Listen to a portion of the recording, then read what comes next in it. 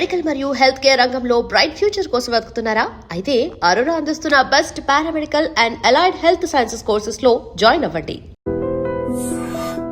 నమస్కారం, welcome to iDream. ధర్మ మార్గం విత్ విజిత కార్యక్రమానికి స్వాగతం. అయితే సంకష్టహర చతుర్థి, మనం ఏ పూజ చేసినా కూడా తొలి పూజ వినాయకునికి చేయాలంటారు. మరి అటువంటి వినాయకునికి సంబంధించిన ఒక రోజు ఏదైనా ఉంది అని అంటే మనందరికీ తెలిసింది సంకష్టహర చతుర్థి. ఆ రోజున మనందరం కూడా వినాయకునికి రకరకాల పూజలు చేస్తుంటాము, ఉపవాసం ఉంటూ ఉంటాము. ఇలాంటి రకరకాల ఆచారాలు అయితే మనం పాటిస్తూ ఉంటాం. అసలు నిజంగా ఆ రోజున చేయాల్సిన విధి విధానాలు ఏంటో ఇప్పుడు వారితో మాట్లాడి తెలుసుకుందాం. ప్రస్తుతం మనతో పాటు ఉన్నారు ఋగ్వేద అధ్యాపకులు, ప్రవచనకర్త, ప్రముఖ ఆధ్యాత్మికవేత్త సంతోష్ కుమార్ గణపతి గారు. ఇప్పుడు వారితో మాట్లాడి మరిన్ని విషయాలు తెలుసుకుందాం. నమస్కారం అండి. నమస్కారం అండి. మంగళం మహత్వం. అయితే సంకష్టహర చతుర్థి చాలామంది ఇది ఒక వ్రతంలా కొన్ని మాసాల పాటు ఆచరించే వాళ్ళు ఉంటారు. కొంతమంది అప్పటికప్పుడు ఆచరించి దాన్ని వదిలేసే వాళ్ళు ఉంటారు. అసలు ఈ సంకష్టహర చతుర్థి రోజు వినాయకుడిని ఆరాధిస్తూ ఉంటారు. ఆరాధించడం వల్ల కలిగే ఫలితం ఏంటి? నిజంగా ఇది వ్రతంలా ఆచరించాలా, లేదు అంటే మనం ఒక సంకల్పం చెప్పుకొని దాని ప్రకారంగా వెళ్తే బాగుంటుందా? ఆ రోజున ఎటువంటి విధి విధానాలు ఆచరించాల్సి ఉంటుంది? మనం సంకష్టహర గణపతి అంటామండి. గణపతికి 32 రూపాలు మనకు కనిపిస్తాయి. అన్ని పురాణాల్లోనూ మనం చూసినప్పుడు 32 గణపతులు, కొన్ని చోట్ల షోడశ గణపతులు అంటే 16 గణపతులు కూడా మనం చూస్తూ ఉంటాం. 32 గణపతుల్లో 32వ గణపతి పేరు సంకష్టహర గణపతి. ఆయననే సంకటహర గణపతి అని కూడా మనం అనొచ్చు. పెద్దగా 2 శబ్దాల్లో పెద్దగా తేడా ఉండదు. సంకటహర గణపతి, సంకటము అంటే దుఃఖం, హరము అనంటే దానిని పోగొట్టడం, దుఃఖాన్ని పోగొట్టే గణపతి సంకటహర గణపతి అనేది ఇక్కడ మనకి అర్థం అండి. సంకటహర గణపతి వ్రతము అనంటే ఏమిటి అని అంటే, మనకు ఏదైనా దుఃఖం ఉంటే ఆ దుఃఖాన్ని పోగొట్టుకోవడం కోసం చేసేటటువంటి వ్రతమే ఈ వ్రతం. దుఃఖము అంటే బాధ, ఏదైనా బాధో కష్టమో, ఇంతే మన భాషలో చెప్పాలంటే. ఏదైనా ఒక కష్టం నుండి మనం బయటపడాలంటే సంకష్టహర గణపతి వ్రతాన్ని చేసుకుంటే తప్పక బయటపడతాం. ఇది వ్రతం అంటే ఇందాక నేను అన్నట్టుగా ఆ ఒక్కరోజు మాత్రమే పరిమితం అయి ఉంటుందా, లేదంటే కొన్ని నెలల పాటు, రోజుల పాటు అలా ఆచరించాలి? దీనికి కొన్ని నియమాలు చెప్పారండి. సంకష్టహర గణపతి వ్రతం అనేది ఒక చెవితి నాడు మొదలుపెట్టి 21 సంవత్సరాల పాటు చేయడం అనేది ఒక దీక్ష ఉంది. అది మొదలు పెట్టడం కూడా శ్రావణ మాసంలో కృష్ణపక్ష చవితి నాడు మొదలు పెట్టాలి. 21 సంవత్సరాలు తీసుకునేవాళ్ళు. ఒకవేళ మధ్యలో ఏదైనా చేయలేక ఆటంకం వచ్చింది అని అంటే? ఆటంకం వచ్చినా పర్వాలేదు, అస్సలు చేయలేని పరిస్థితుల్లో ఆ నెల విడిచిపెట్టినా ఇబ్బంది లేదు. కానీ 21 సంవత్సరాలు దాన్ని కొనసాగించేట్టుగా, ఇప్పుడు ఉదాహరణకి ఎవరైనా ఒక నెల మొదలు పెట్టుకున్నారు, శ్రావణ పక్షంలో వచ్చేటటువంటి శ్రావణ మాసంలో వచ్చే సంకష్టహర చతుర్థి నాడు మొదలు పెట్టుకుని వాళ్ళు 21 ఏళ్ళు చెయ్యాలి. మధ్యలో వాళ్లకు ఆశౌచాలు వస్తాయి. ఎవరైనా ఇంట్లో కాలం చేసినప్పుడో, ఎవరైనా పుట్టినప్పుడో కుదరదు. కాబట్టి అప్పుడు 2 మార్గాలు ఉన్నాయి.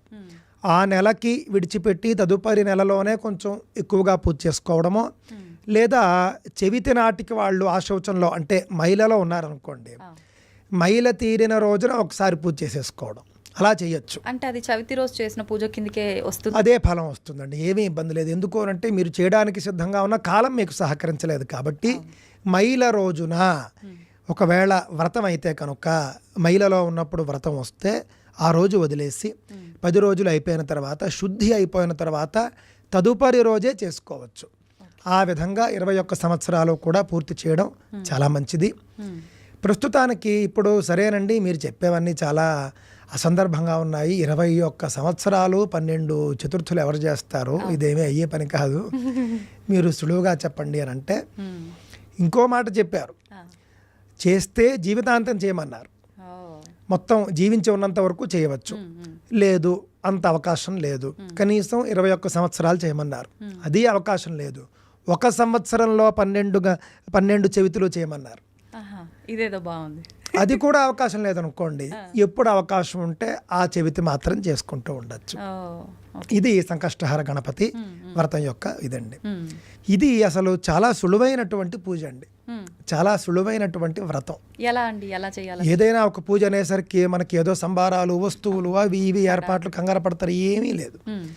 ముఖ్యంగా ప్రదోష కాలానికి చెవితి ఉన్న రోజు తీసుకోవాలి మొట్టమొదట. అంతేనండి. ప్రదోషము అని అంటే సూర్యాస్తమయ కాలం నుండి 48 నిమిషాల కాలానికి ప్రదోషము అని పేరు. ఉదాహరణకు 6 గంటలకి సన్సెట్ అనుకోండి, సూర్యాస్తమయం అనుకోండి, 6:48 వరకు మీకు ప్రదోషకాలం ఉంటుంది. కావున ప్రదోషకాలంలో చేయవలసినటువంటి పూజ కాబట్టి ప్రదోషకాలానికి చెవితి ఉండేట్టు చూసుకోవాలి. ఏదైనా ఒక మాసంలో కృష్ణపక్షంలో ప్రదోషకాలంలో చెవితి ఎప్పుడుంటే అది సంకష్టహర చతుర్థి అని పిలువబడుతుంది. అందుకే మీకు తదియ రోజే వచ్చేస్తుంది. ఎందుకనంటే తదియ మధ్యాహ్నం వరకు ఉంటుంది, సాయంకాలానికేమో చెవితి ఉంటుంది. సాయంత్రం 4 వరకు తదియ ఉండి ప్రదోషకాలానికి చెవితి ఉన్నప్పుడు మీకు ఆ రోజునే సంకష్టహర చతుర్థి వచ్చేస్తుంది. చాలామంది ఈ రోజు చేసేస్తున్నారు, కానీ ఈ రోజు ప్రదోషకాలానికి చెవితి లేదు. మీరు కావలిస్తే చూడండి, ఈరోజు రాత్రి అంతేనండి. ఈరోజు సోమవారం నాడు నవంబర్ 18వ తేదీ మీకు సాయంకాలము ప్రదోషకాలంలో మీకు చెవితి లేదు. 19వ తేదీ మంగళవారం సాయంత్రం ప్రదోషకాలానికే మీకు చెవితి ఉంది. కావున ఈరోజు చేయకూడదు. మీకు ప్రదోషకాలంలో చెవితి లేకపోతే ఎలా చేస్తారు? రేపు ఉంది అనగా 19వ తేదీ మంగళవారం నాడు సాయంకాలం ప్రదోషకాలంలో చెవితి ఉంది. కావున రేపే సంకష్టహర చతుర్థి అనే విషయాన్ని దృష్టిలో పెట్టుకుని ఇప్పుడు మేమేం చేయాలని, ఇంతకాలం మేమేం చేయలేదు, ఇప్పటికిప్పుడు మేము చేద్దాం అనుకుంటున్నాము. 21 ఏళ్ళలో సంవత్సరమో మీరు సంకల్పించలేకపోవచ్చు. ఈ ఒక్క చెవితి చేయండి.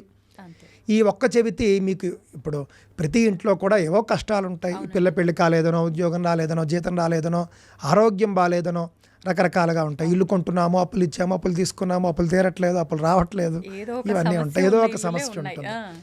ఆ యొక్క సమస్యను దృష్టిలో పెట్టుకుని ఈ సమస్య పోవడం కోసం నేను సంకష్టహర చతుర్థి వ్రతాన్ని చేసుకుంటున్నాను అని మనస్సులో ముందుగా అనుకోవాలి. ముందు రోజు అనుకోవచ్చు. అనుకున్న తర్వాత సంకష్టహర చతుర్థి రానే వచ్చింది. ఉదయాన్నే లేవాలి. సూర్యోదయానికి ముందే లేచి బావి స్నానమో, చెరువు స్నానమో, పుష్కరిణి స్నానమో, నదీ స్నానమో, సముద్ర స్నానమో, ఇవేమీ లేకపోతే ఇంటి వద్ద మామూలు నీటి స్నానమో చేసి ఆ స్నానం అయిన తర్వాత ఒక్కసారి దేవుని వద్దకు వచ్చి బొట్టు అది పెట్టుకున్న తర్వాత గణపతికి దండం పెట్టుకుని ఈ రోజున ఫలానా కష్టం పోవడం కోసం నేను సంకష్టహర గణపతి వ్రతాన్ని ఆచరిస్తూ ఉన్నాను. ఓ గణేష, నా యొక్క వ్రతం నిర్విఘ్నంగా పూర్తయ్యేట్టు చూడు అని ఆయనకే చెప్పుకుని వ్రతం రోజున స్నానం చేసినప్పుడు ఒక ముఖ్యమైనటువంటి ప్రాక్టీస్ ఉందండి. ఏంటి అని అంటే, మామూలుగా స్నానం చేసేయడం కాకుండా మనం సబ్బు రాసుకుంటాం చూసారా, సబ్బుకు బదులుగా నువ్వులతో స్నానం చేయమన్నారు. నువ్వులే? అవునండి. అంటే తెల్ల నువ్వులు ఉంటాయన్నమాట అండి. తెల్ల నువ్వులు పొట్టు తీసుకుని, మనకి పొట్టు తీసుకుని బయట దొరుకుతూనే ఉన్నాయి, అవి తెచ్చేసుకుని అవి మనం ఒక బౌల్లో పెట్టుకుని ఆ తెల్ల నువ్వులతో ఒళ్ళంతా కూడా రాసుకుని, అంటే ఒళ్ళంతా కూడా రుద్దుకుంటూ స్నానం చేయాలి. ఎందుకండి ఇలా? దీనివల్ల మనకు ఉన్నటువంటి అనేక దోషాలు, కష్టాలు హరింపబడతాయి. కొంచెం నువ్వులు అనేటటువంటివి శాస్త్రీయంగా కూడా చాలా గొప్పవి. దాని వెనుక కూడా అనేక రహస్యాలు దాగి ఉంటాయి. ముఖ్యంగా ఏమిటి అని అంటే, శారీరక దోషాలు పోతాయి, మనలో ఉన్నటువంటి దరిద్రం పోతుంది, దుఃఖం పోవడానికి ఒక మెట్టు మనం ఎక్కిన వారం అవుతాం. తిల స్నానం అంటారండి దీన్ని? అంటే తిల స్నానం అనొచ్చు, తప్పులేదు. ఎందుకు అనంటే తిలైహి స్నాత్వాన్ అక్కడ ఉంది, తిల స్నానం అని చెప్పవచ్చు. కాకపోతే తెల్ల నువ్వులు అనే విషయాన్ని దృష్టిలో పెట్టుకోవాలి. పెట్టుకుని చక్కగా మామూలు స్నానంలో మనం సబ్బుకు బదులు ఇది వాడాలంతే ఆ రోజున. దాంతో మీకు వ్రతం మొదలవుతుంది. దేవుడి దగ్గరికి రావడం, ఇందాక చెప్పినట్లుగా సంకల్పం చేసుకోవడం. ఆ సంకల్పం మంత్రోక్తంగా అయినా కావచ్చు, లేకపోతే ఈ విధంగా నోట మాటతో అయినా సరే ఈ రోజు నేను చేసుకుంటున్నాను అని చెప్పవచ్చు. చెప్పిన తర్వాత ఆ రోజంతా ఉపవాసం ఉండాలి, సాయంత్రం వరకు ఉండి సాయంత్రం లోపలే పూజకు సంబంధించినటువంటి ఏర్పాట్లు చేసుకోవాలి. పువ్వులు అవన్నీ కూడాను.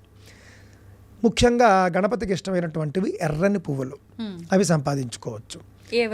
ఏవైనా సరే, అంటే మన కల్పంలో చెప్పినవి సహజంగా కరవీరం అంటాము, ఎర్రగన్నేరు పువ్వులు, ఇవి గణపతికి బాగా ఇష్టం. గరిక, దూర్వాయుగ్మములు అంటారు, అవి.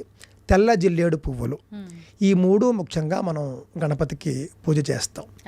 ఇవి 3 ఏదో ఒకటి సంపాదించుకోవచ్చు, అవకాశం ఉంటే 3 సంపాదించుకోవచ్చు. గన్నేరు పువ్వులు తెచ్చుకున్నప్పుడు మాత్రం గులాబీ రంగువి ఉండకుండా చూసుకోండి. కొంచెం చాలామంది ఇబ్బంది పడుతున్నారంటే గన్నేరు అనేసరికి తెలియక అవి పింక్ కలర్లో ఉన్నవి ఇచ్చినా కూడా తీసుకెళ్ళిపోతున్నారు. అవును. అలా కాకుండా ఎర్రగా ఉన్నటువంటి గన్నేరే మనకి అసలైన వాటి కింద మనకి లెక్క. ఈ పింక్ అసలు ఈ పూజకి పింక్ ఇవి వాడకూడదండి? కొంచెం హైబ్రిడ్ అని నా అభిప్రాయం. ఆహా. అందువల్ల వాటిని పక్కన పెట్టి ఏవి దొరకకపోతే సరే, కానీ ఇవి దొరికినప్పుడు ఎర్రటి గన్నేరు తెచ్చుకోండి. ఎర్రటి గన్నేరు పువ్వులు, గరిక, అదేవిధంగా తెల్ల జిల్లేడు పువ్వులు, ఈ 3 ఏర్పాట్లు చేసుకుని సాయంత్రం లోపల అన్నీ సర్దుకుని సాయంకాల పూజకు నైవేద్యానికి ముఖ్యంగా మోదకాలు చేసుకోవాలి. ఆ. మోదకాలు అంటే ఏమిటి అని అంటే కనుక మన తెలుగు రాష్ట్రాల్లో బాగా చేస్తూ ఉంటారండి. కజ్జికాయలు అని అంటారు. కజ్జికాయలు అని అంటే ఒక బియ్యపు పిండితో చేసినటువంటి ఒక పేస్ట్ లాంటిది ఉంటుంది. అవునండి. దాని లోపల ఒక రకమైనటువంటి పిండిని పెట్టి దీనిని ఆవిరి పడతారు. ఇదైనా కావచ్చు. అదే విధానంలో నెయ్యిలో వేయించడం కూడా ఉంది. అవును. కావున ఈ రెండిట్లో ఏదో అవకాశం ఉంటే అది. నెయ్యిలో వేయించడం, కొంతమంది నూనెలో వేయించేస్తున్నారు, అవును. నెయ్యిలో వేయించాలి లేదా ఆవిరి పట్టాలి. ఓకే. ఆ యొక్క బియ్యపిండి మిశ్రమం ఏదైతే ఉందో దాని లోపల నువ్వుల స్టఫ్ ఉండాలి. అది ఇంపార్టెంట్ అండి. ఆహాహా. నువ్వుల స్టఫ్ పెట్టి ఆ యొక్క మోదకాలు తయారు చేసుకోవాలి. కనీసంలో కనీసం 10 తయారు చేసుకోవాలి. 10. 5 స్వామికి నైవేద్యం చేసుకోవడానికి, 5 వాయనం ఇవ్వడానికి. ఆహా. వాయనం ఎవరికి ఇవ్వాలి అని అంటే మన ఇంట్లో పూజ చేయించినటువంటి పంతులు గారికే ఇవ్వాలి. 5. అంతేనండి. 5 అంటే 10 కూడా మీరు గణపతికి నైవేద్యం చేయాలి. అవును. 5 ఆయనకి వాయనం ఇచ్చేసేయాలి. 5 ఎలాగో మీరు గణపతికి నైవేద్యం చేసి ఉంటారు కాబట్టి వ్రతం చేసుకున్న వాళ్ళు తినాలి. ఆ పూట ఇవి తిని ఉండిపోవాలి. ఓకే. ఇంకా రాత్రి వేరే భోజనం ఏది కూడా చేయకూడదు. ఖచ్చితంగా ఇది పురోహితుల సమక్షంలోనే చేయాలా అండి? ఎవరికి వాళ్ళు అంటే చేసుకుంటే మనకు అవకాశం ఉంటే చేస్తారు. ఇప్పుడు చాలామంది శక్తి ఉన్నవారు మేము పండితులతోనే చేయించుకుంటామండి అనుకున్న వాళ్ళు చేయించుకోవచ్చు. లేని వాళ్ళు చక్కగా సంకష్టహర గణపతి వ్రతం అనేది అందరికీ అందుబాటులోనే ఉంటూనే ఉన్నాయి. పీడిఎఫ్లు అవిని పెట్టుకుని చేసుకోవచ్చు, చేసుకోకూడదని లేదు. కానీ పురోహితుడి సమక్షంలో అయితే కనుక కొంచెం వైదికంగా శాస్త్రీయంగా జరుగుతుంది. మంత్రం ఉంటుంది. మనం కూడా ఆయనకి మరి ఉపాయనం అంటే వాయనం దానం ఇస్తాం కదా, ఆ దానం వల్ల కొంత ఫలం వస్తుంది. ఈ మోదకాలతో పాటు వాళ్ళకి ఇంకేం ఇవ్వాల్సి ఉంటుంది? మనం తాంబూలంలో మన శక్తిని బట్టి సంభావన ఇచ్చుకుంటే బట్టలు, ఇంకా వాళ్ళ ఇష్టం ఏదైనా శక్తిని బట్టే, అంతకుమించి ఇంకేం లేదు. కాకపోతే అండి నేటి రోజుల్లో స్వామి మీరు ఎలా అంటారు, మేము ఎవరినైనా పండితుల్ని పిలుద్దాం అంటే వేలకు వేలు అడుగుతారు, కానీ వచ్చినా కూడా చేయరు, డిమాండ్ చేస్తారు, అది ఇది అని అంటే మీ శక్తిని బట్టి ఇస్తామని చెప్పండి. ఆ శక్తికి వచ్చే వాళ్ళతో చేయించుకోండి. లేదు అని అంటే మీరే చేసుకోండి. చేసుకోవడం ముఖ్యం. మీ ప్రయత్నం మీరు చేశారు, మీకు సాధ్యం కాలేదు, మీరు చేస్తే దేవుడు తీసుకోవడం ఏం లేదు, బ్రహ్మాండంగా స్వీకరిస్తాడు. అందులో చెప్పిన విధంగా మీరైనా సరే పూజ చేసుకోండి. ఈ పూజ కూడా సాయంత్రం సూర్యాస్తమయం తరువాత ప్రదోష కాలంలో చేసుకోవాలి. ప్రదోష కాలంలో కనీసం సంకల్పమైన ప్రారంభించేట్టుగా చేసుకుంటే మంచిది. మొత్తం పూజ అది పూర్తి చేసుకుని చంద్రోదయం అయిన తర్వాత, చంద్రోదయ సమయం ఉంటుంది, అయిన తర్వాత వ్రతంలో భాగంగానే చంద్రుడికి అర్ఘ్యం ఇవ్వడం అనేటటువంటి ఒక విధానం ఉంటుంది పూజ అనంతరమా? అందులోనండి. అంటే పూజ చేసిన తర్వాత అందులో నామాలు అవి ఉంటాయి. ఆ నామాలు అవి చెప్పుకుని మీరు చంద్రుడికి అర్ఘ్యం ఇవ్వడంతో మీకు పూజ పూర్తవుతుంది. వాయనము, అర్ఘ్యము, మీరు ప్రసాదాన్ని తీసుకోవడంతో వ్రతం పూర్తవుతుంది. ఏదో ఒక చెవితి నాడు మీరు చేసుకోవచ్చు, ఇబ్బంది ఏం లేదు. 21 సంవత్సరాలు దీక్ష తీసుకుంటాను అని అంటే కనుక మీరు శ్రావణ కృష్ణ చెవితిలోనే మీరు అది ప్రారంభించాలి. అలా అయితేనే 21 సంవత్సరాలంటేనే అప్పుడు, లేదంటే ఇప్పుడు ఏం చేయొచ్చు. ఇప్పుడైతే మీరు ఆ చెవితికి మీరు చేసుకుంటున్నట్టు లెక్క. ఒకసారి ఇప్పుడు నేను 21 సంవత్సరాలు చేస్తా అని ఏదో మీరు చెప్పగానే ఓ మంచి జరిగిపోతుందని చెప్పి సంకల్పం చెప్పుకున్నాను. ఒక 5-10 సంవత్సరాలు చేసిన తర్వాత ఇంకా నేను చేయలేను, నాకు కుదరట్లేదు అనిపించింది, మధ్యలో స్టాప్ చేయొచ్చు అంటారా? మధ్యలో ఆపే పక్షంలో అలా ఆపడం అనేది భావ్యం కాదు. ఎందుకు అనంటే భగవంతుడి వద్ద మనం మొక్కుకునే మొక్కది, మొక్కును మనం ఎప్పుడూ కూడా తప్పకూడదు. అంటే అక్కడ ఉద్దేశం ఏమిటంటే మనం ఆయనకి వాగ్దానం చేసాం, ఆ వాగ్దానాన్ని మనం నిలబెట్టుకోవాలి. అసలు చెయ్యలేనటువంటి శారీరక స్థితి వచ్చేస్తే ఆవిడ ఏం చేయలేడు, ఇంక పూర్తి మంచం మీద ఉన్నాడు, ఆయన దిగలేడు, సో ఆయన వల్ల కాదు. ఇంకా అలాంటప్పుడు ఏం చేయాలి అని అంటే కనుక ఆయన నామాలు చదువుకోవచ్చు. ఇంకో మార్గం ఉంది, ఎవరితోనైనా ఆయన పేరుతో చేయించవచ్చు, ఇది ఒక మార్గం. అందుకే పురోహితులతో చేయించుకోవడం కూడా ఉంది. ఆలయాల్లో మన పేరు మీద చేయించడం అనేది అలా వచ్చింది. అస్సలు చేయలేను, ఇంకా నా వల్ల కాదు అన్నప్పుడు నా తరపున కాస్త ఈ పూట చేసి పెట్టండి అయ్యా. ఇంత వ్రతము కూడా అతను చేయాలి మీ తరపున, పురోహితుడనే కాదు, కొడుకు చేయవచ్చు. అంటే మగవారు కూడా చేయొచ్చా అండి ఈ వ్రతం? చేయవచ్చండి. అంటే నేను ముఖ్యంగా వాళ్ళని ఉద్దేశించి చెబుతూ ఉన్నాను. ఆడవాళ్ళు కూడా చక్కగా చేసుకోవచ్చు, అందరూ చేసుకోవచ్చు. చేసుకోలేని వాళ్ళంటే మీరు చెప్పిన విధంగా సగంలో ఆపేయాల్సిన పరిస్థితి వస్తే ఆపకుండా మన తరపున ఇంకొకరు చేసేట్టుగా పెట్టాలి. ఉదాహరణకి మీకు ఏదో పని వచ్చింది అనుకోండి, ఆ రోజున మీరు చేయాల్సినటువంటి పని ఇంకొకరికి అప్పచెప్తారు. మీరు అయ్యో పలానా ఆయన వచ్చేస్తున్నారు, మనం చేయకపోతే బాగుండదు అని మీరు ఇంకొకరికి అప్పచెప్పి మీ స్థానంలో ఇంకొకరిని కూర్చోబెట్టి మీరు ఇంటర్వ్యూ చేసినట్టుగా, ఇది కూడా అంతే మాట అండి. అయితే ఇది అగతిక పక్షం, అంటే ఇక మీ వల్ల కాదు అన్నప్పుడు చేయాలి. వాళ్ళకి మనం మన తరపున చేసినటువంటి వాళ్ళు బయట వాళ్ళు అయితే మనం వాళ్ళకి ఎంతో కొంత సంభావన ఇచ్చుకోవాలి. మరి ఆ ఫలితం మనం చేస్తే వచ్చేదే వస్తుందా, వేరే వాళ్ళతో చేయించి? అంతేనండి, దాదాపుగా అంతే వస్తుంది. మీకు మన వాళ్ళే చేశారనుకోండి అసలు గొడవ లేదు. ఇప్పుడు ఒకవేళ కొడుకో లేకపోతే భార్యో చేస్తే కనుక కూతురుంటే కూతురు చేయొచ్చు, చేయకూడదని కాదు. ముఖ్యంగా భార్య లేదా కొడుకు చేస్తే మంచిది. ఇప్పుడు కూతురు పెళ్ళి అయిపోయింది అనుకోండి, ఇంకో ఇంటి అమ్మాయి అయిపోతుంది, అందుకని అలా అంటున్నాను అనమాట అండి. ఇది వ్రతం చేయవలసినటువంటి విధానం. తప్పక కష్టాలతో బాధపడుతూ ఉన్నవారు సంకష్టహార గణపతి వ్రతాన్ని చేయండి, కష్టాలను పోగొట్టుకునే ప్రయత్నం చేయండి. అయితే ఆ రోజు ఇంకా భోజనం చేయకూడదు, మనం ఏదైతే మోదకాలు ప్రసాదం అంతేనండి, ఇంకేమీ ఇంకా ఆ రోజు మోదకాలు తప్ప ఇంకేమీ తినకూడదు. మరి మరుసటి రోజు ఈ ఉపవాసాన్ని ఎప్పుడు ముగించాలి? మరుసటి రోజు ఉదయం, అంటే ఇంకా దానికి విధి విధానాలు ఉన్నప్పటికీ కూడా అంత అవసరం లేదు. మరుసటి రోజు ఉదయాన్నే స్నానం చేసి ఒక్కసారి గణపతికి నమస్కారం చేసుకుని సూర్యోదయం తర్వాత భోజనం చేయవచ్చు. ఓకే, మీరు చెప్పినట్టుగా పెద్ద హడావిడి అదంతా ఏమీ లేదు, అవసరం లేదు. మీరు షోడశోపచార పూజా సామాగ్రి, మోదకాలు, పువ్వులు, ఇంతే కదండి చెప్పింది, ఇంకేమున్నాయి ఇందులోని. మీ ఖర్చు కూడా 500 దాటదు. అవును, పోనీ మహా అంటే 1000. అంతే.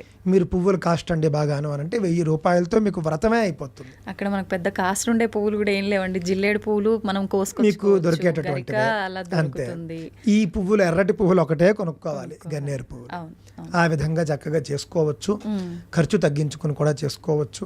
ఒకవేళ పండితుడిని పెట్టుకుంటే గంట సేపు పూజ చేయించుంటాడు కాబట్టి మీ యొక్క ప్రాంతాన్ని బట్టి 1000 రూపాయలతో మొదలుపెట్టి మీరు శక్తిని బట్టి ఇచ్చుకోవచ్చు. మళ్ళీ ఆ రోజు ఆలయానికి వెళ్ళాల్సిన అవసరం ఏదైనా ఉందా? ఆలయం దగ్గరలో గణపతి ఆలయం ఉంటే మీరు వెళ్ళవచ్చు. ఇంట్లోనే మీరు గణపతిని ఆవాహన చేసి పూజ చేసుకున్నప్పుడు వెళ్ళి తీరాలని ఏం లేదు, వెళితే మంచిదే.